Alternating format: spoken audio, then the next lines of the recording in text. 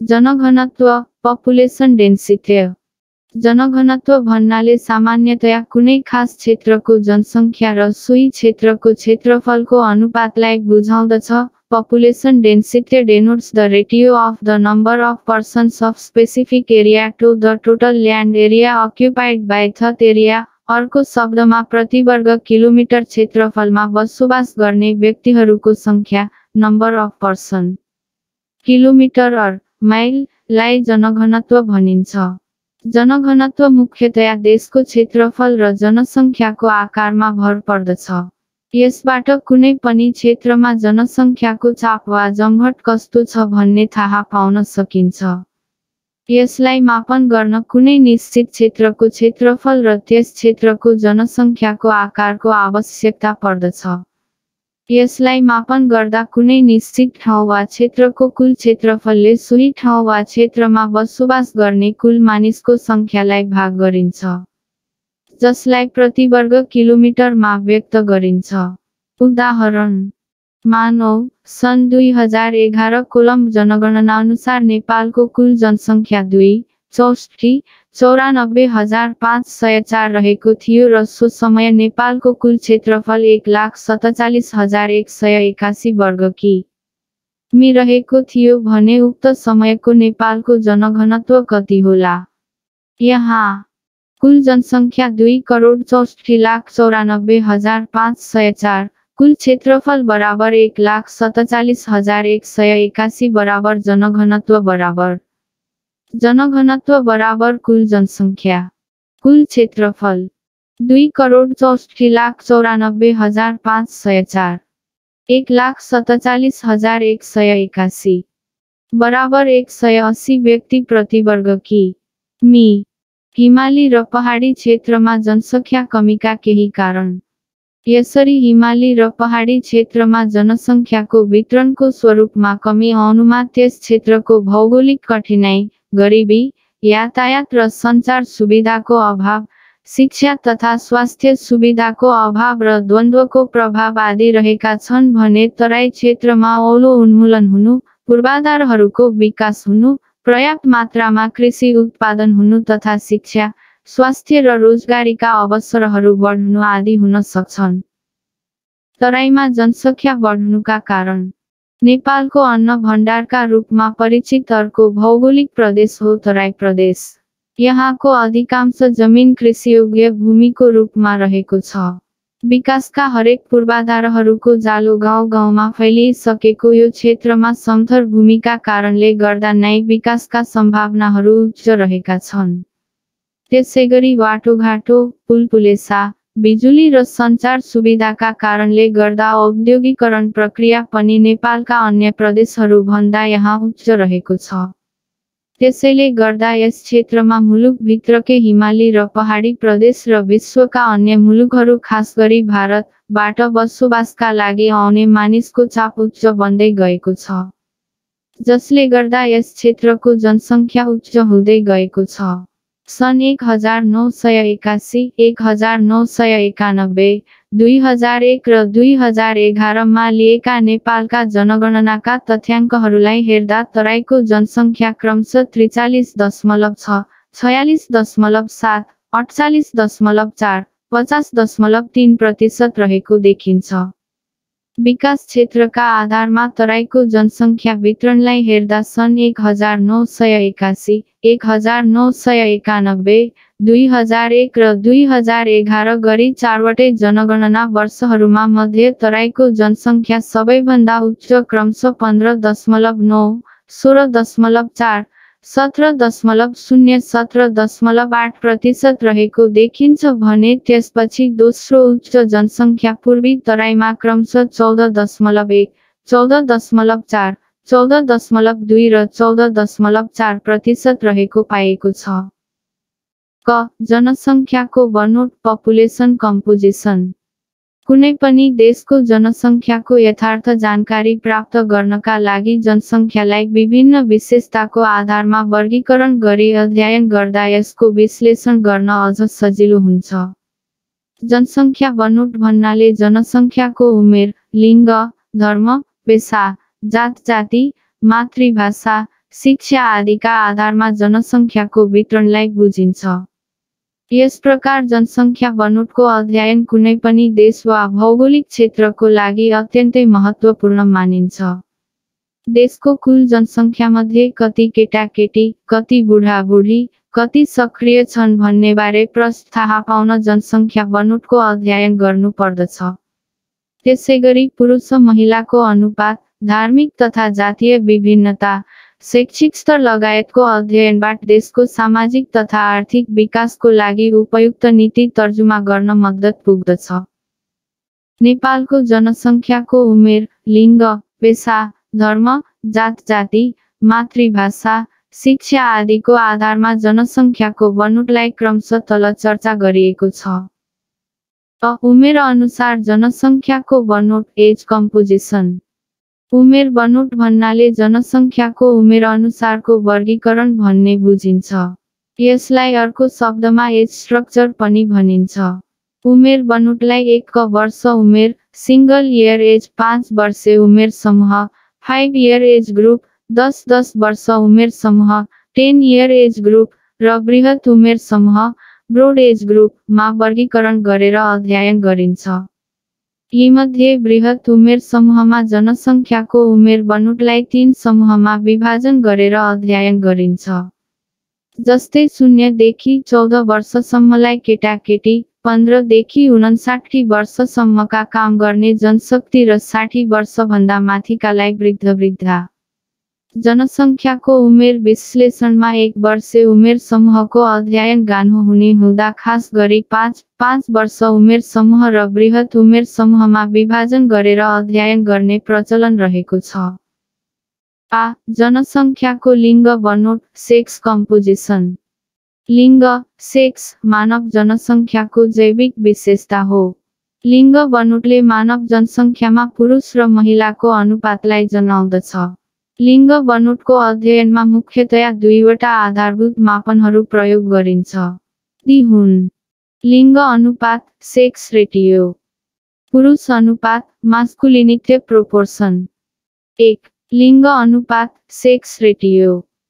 कुनै निश्चित समयमा निश्चित क्षेत्रको जनसङ्ख्यामा प्रति 100 महिलामा हुन आउने पुरुषको सङ्ख्यालाई लिङ्ग अनुपात भनिन्छ।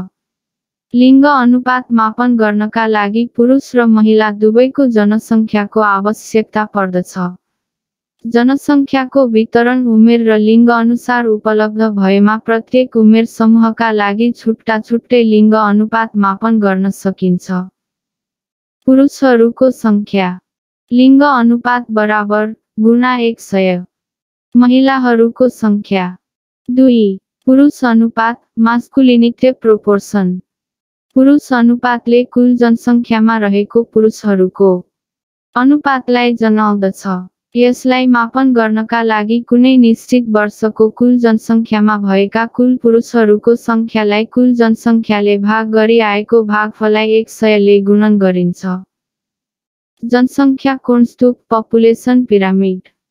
कुनै निश्चित स्थानको कुल जनसङ्ख्याको आकारलाई उमेर र लिङ्गको आधारमा प्रभावकारी ढङ्गबाट एकैसाथ रेखाचित्रमा प्रदर्शन गर्ने विधिलाई जनसङ्ख्या कोणस्तुप भनिन्छ। यसलाई अर्को शब्दमा जनसङ्ख्या पिरामिड पनि भनिन्छ।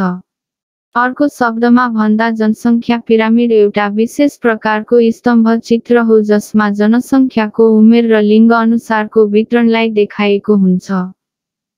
जनसङ्ख्या पिरामिडमा कुनै पनि ठाउँको जनसङ्ख्यालाई उमेर र लिङ्गको आधारमा सानो उमेर समूहदेखि ठुलो उमेर समूहसम्म विभाजन गर्दै एउटै स्तम्भ चित्रमा प्रस्तुत गरिएको हुन्छ। सामान्यतया जनसङ्ख्या पिरामिडमा उमेर र लिङ्गलाई 5 वर्षको अन्तरमा राखी केन्द्रीय रेखाको बायाँतर्फ पुरुष र दायाँतर्फ महिलालाई देखाइन्छ। पिरामिडबाट छोटो समयमा कुनै पनि ठाउँको जनसाङ्ख्यिक स्थितिबारे अध्ययन गर्न सघाउ पुग्दछ। पिरामिडबाट जनसङ्ख्याको उमेर र लिङ्ग संरचनाबाहेक जन्मदर, मृत्युदर, औसत आयु, आश्रित अनुपात, आर्थिक रूपले सक्रिय जनसङ्ख्या, जनसङ्ख्या वृद्धिको प्रवृत्ति, जनसङ्ख्या प्रक्षेपण आदि पनि अध्ययन गर्न सकिन्छ। यसका अतिरिक्त कुनै पनि देशको जनसङ्ख्या पिरामिडको अध्ययनबाट छोटो समयमा त्यस देशको सामाजिक र आर्थिक विकासको बारेमा जानकारी लिन सकिन्छ। पिरामिड देशको जनसाङ्ख्यिक संरचना अनुसार फरक हुन सक्छ। यदि पिरामिडको तल्लो आधार अत्याधिक चौडा र माथि क्रमशः तीव्र रूपमा खुम्चिएर चुच्चो परेको छ भने त्यसले उच्च जन्मदर अनि कम औसत आयु रहेको सङ्केत गर्दछ। पिरामिडको तल्लो आधार भाग साँघुरो र मध्य तथा उच्च भाग चौडा छ भने त्यसले न्यून जन्मदर र उच्च औसत आयु रहेको कुरालाई सङ्केत गर्दछ। आधार भाग र माथिल्लो भाग फुकेको पिरामिडले उच्च आश्रित अनुपातको सङ्केत गर्दछ भने मध्यभाग फुकेको पिरामिडले आर्थिक रूपले सक्रिय जनशक्ति उच्च भएको सङ्केत गर्दछ। नेपालको जनसङ्ख्या कोणस्तूपको निर्माण। Construction of population pyramid in Nepal. जनसङ्ख्या पिरामिडको निर्माण गर्नका लागि सर्वप्रथम उमेर र लिङ्ग अनुसारको जनसङ्ख्या संरचनाका तथ्याङ्कहरूको आवश्यकता पर्दछ। कोणस्तूप वास्तविक तथ्याङ्क सङ्ख्या एब्सोलुट नम्बर को आधारमा पनि निर्माण गर्न सकिन्छ भने वास्तविक सङ्ख्यालाई प्रतिशतमा रूपान्तरण गरेर पनि गर्न सकिन्छ। प्राय जनसङ्ख्याको सजिलाको लागि वास्तविक सङ्ख्यालाई प्रतिशतमा रूपान्तरण गरेर गर्ने गरिन्छ। साधारणतया जनसङ्ख्या पिरामिड निर्माण गर्दा निम्न प्रक्रिया अपनाउनु पर्दछ। कापीमा तेर्सो रेखा होरिजन्टल एक्सिस खिच्ने र त्यसलाई आधार मानी मध्य भागबाट अर्को ठाडो रेखा भर्टिकल एक्सिस खिच्ने। ठाडो रेखामा उमेर अथवा उमेर समूहलाई देखाउने स्केल राख्ने। तेस्रो रेखामा दायाँ र बायाँ दुवैतर्फ पूर्ण जनसङ्ख्या वा प्रतिशत जनसङ्ख्यालाई देखाउन स्केल बनाउने। ठाडो रेखाभन्दा बायाँतिर पुरुष स्तम्भ र दायाँतिर महिला स्तम्भहरू राख्ने। सामान्यतया 5 वर्षको उमेर र लिङ्ग समूह बनाउने। उमेर र लिङ्ग संरचनालाई क्रमशः सानो उमेरदेखि भिन्नै क्षितिजीय दण्ड होरिजन्टल बार्स निर्माण गर्दै जाने। तथ्याङ्कलाई प्रतिशतमा लैजाँदा पुरुषको कुल जनसङ्ख्याबाट हरेक उमेर समूहमा भएको पुरुषको प्रतिशत र महिलाको कुल जनसङ्ख्याबाट हरेक उमेर समूहमा भएको महिलाको प्रतिशत निकाल्नु पर्दछ। अर्थात् पुरुष उमेर समूहको कुल प्रतिशत 100.0 र महिलाको उमेर समूहहरूको प्रतिशत जोड्दा 100.0 आउनु पर्दछ। नेपालको जनसङ्ख्या कोणस्तूप पपुलेसन पिरामिड अफ नेपाल। विगतदेखि वर्तमानसम्मका नेपालका विभिन्न जनगणनाहरूबाट प्राप्त तथ्याङ्कहरूलाई लिएर बनाइएका जनसङ्ख्या पिरामिडहरू सबै नै त्रिकोणात्मक आकारका छन्। यी सबै पिरामिडहरूको आधार भाग फराकिलो र माथिल्लो भाग क्रमशः खुम्चदै गई टुप्पोमा चुच्चो परेको देखिन्छ। जसको प्रमुख कारण भनेको नेपालमा विगतदेखि नै उच्च जन्मदर कायम भई बाल उमेरको जनसङ्ख्या उच्च भएको तर देशमा स्वास्थ्य सेवा तथा सुविधाको अवस्था कमजोर भएका कारणले गर्दा उमेर अनुसारको मृत्युदर उच्च भई माथिल्लो उमेरमा क्रमशः जनसङ्ख्या घट्दै जानु नै हो। त्यसैगरी मध्यभाग तीव्र गतिमा साँधुरिँदै जानुको अर्को कारण आर्थिक रूपले सक्रिय उमेरमा प्रवेश गरेका किशोर-किशोरीहरू रोजगारी वा अन्य कुनै कारणले विदेशिने प्रवृत्ति उच्च भएका कारणले गर्दा पनि हो। पिरामिडको माथिल्लो भाग चुच्चो हुनुमा नेपालीहरूको औसत आयु न्यून भएका कारणले गर्दा बुढौली उमेरको जनसङ्ख्या न्यून भएका कारणले गर्दा हो। पछिल्लो समय सन् 2011 कोलम नेपालको जनसङ्ख्या पिरामिडलाई हेर्दा यसमा 0 देखि 4 वर्ष उमेर समूहको भन्दा 5 देखि 9 वर्ष उमेरको जनसङ्ख्या केही बढिरहेको र 5 देखि 9 वर्ष उमेर समूहको जनसङ्ख्या भन्दा 10 देखि 14 वर्ष उमेर समूहको जनसङ्ख्या अझ उच्च भएको देखिन्छ।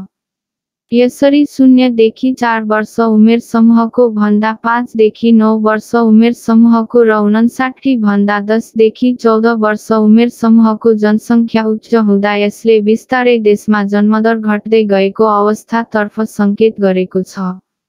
सन् 2011 कोलम जनगणनाका तथ्याङ्कलाई आधार मानी नेपालको जनसङ्ख्या पिरामिड बनाउँदा यसको संरचना यस्तो देख्न सकिन्छ।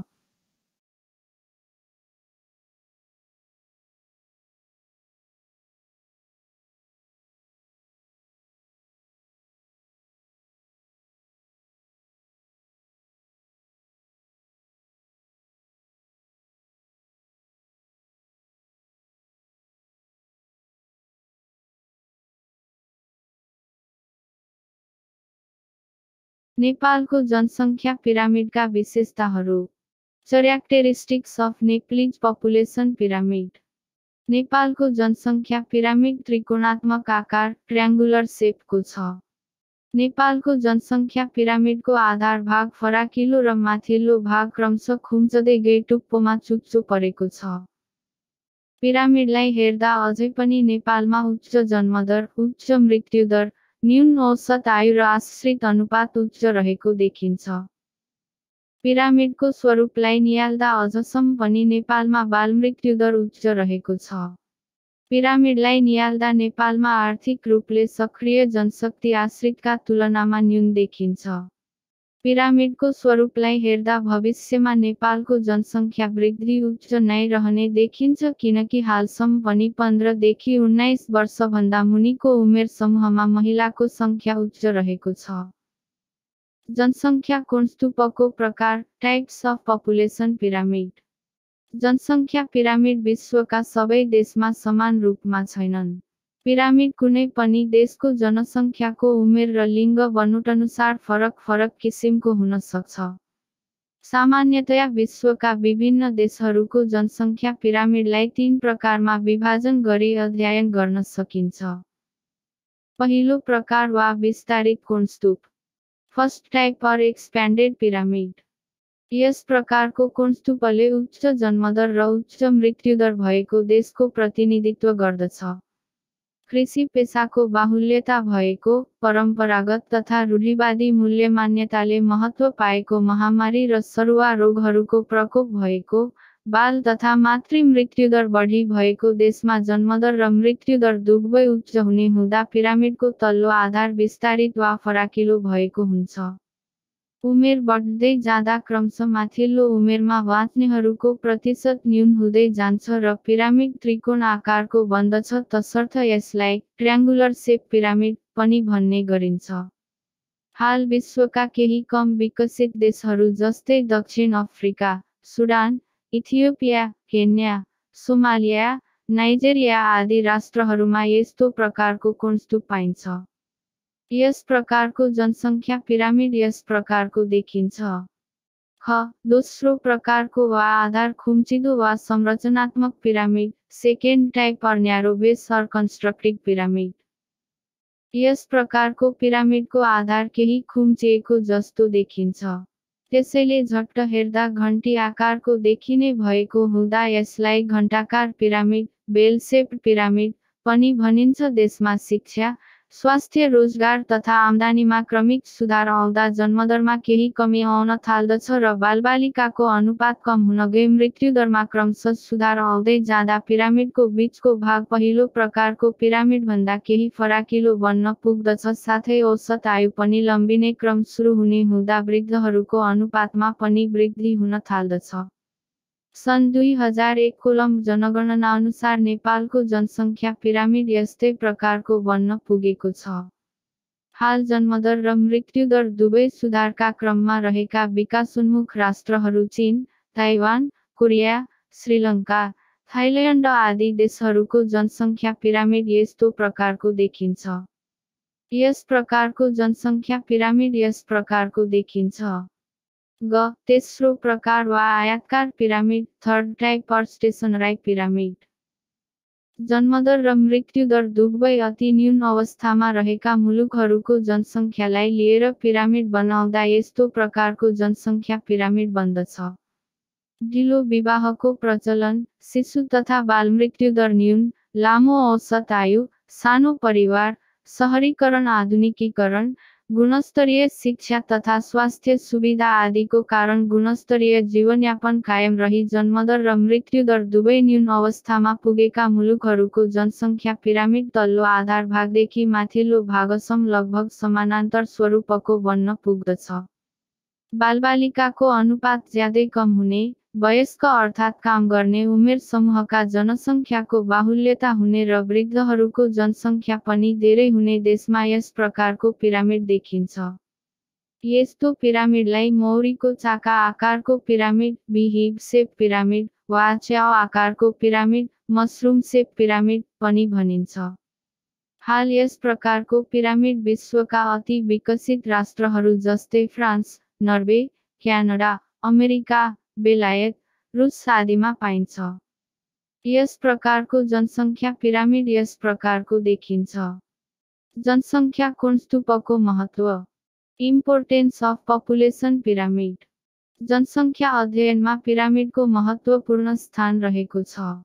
जनसङ्ख्याको उमेर र लिङ्गगत संरचनालाई रेखाचित्रबाट प्रस्तुत गरिने हुँदा छोटो समयमा जनसाङ्ख्यिक विश्लेषण गर्न पिरामिडले सघाउ पुर्याउने हुँदा यसको अत्याधिक महत्त्व छ। बुँदागत रूपमा पिरामिडको महत्त्वलाई निम्नानुसार उल्लेख गर्न सकिन्छ। पिरामिडले जनसङ्ख्याको कुल आकारलाई उमेरका आधारमा महिला र पुरुषहरूलाई छुट्टाछुट्टै देखाउन मद्दत पुर्याउँदछ। देशको जन्मदर, मृत्युदर, औसत आयु आदिको स्थितिबारे पुरुष र महिलाको छुट्टाछुट्टै अध्ययन गर्न सघाउ पुर्याउँदछ। सक्रिय जनसङ्ख्या र आश्रित जनसङ्ख्याको अनुपात कति छ भन्ने कुरा चित्रद्वारा छोटो अवधिमा नै अध्ययन गर्न सकिन्छ। देशको आर्थिक तथा सामाजिक विकासको प्रभाव जनसङ्ख्यामाथि कति परेको छ भन्ने कुराको अध्ययन गर्न सजिलो हुन्छ। साथै कुन देश विकसित र कुन देश अविकसित छ भन्ने कुराको स्तर निर्धारण गर्न यसले सघाउ पुर्याउँदछ। थोरै समयमा देशको जनसाङ्ख्यिक स्वरूप आकार र बनावट अध्ययन गर्न सकिन्छ। पिरामिडबाट जनसङ्ख्या वृद्धिदर बारे थाहा पाउन सकिन्छ जसबाट भविष्यमा हुने जनसङ्ख्या परिवर्तन बारे पूर्वानुमान पनि गर्न सकिन्छ।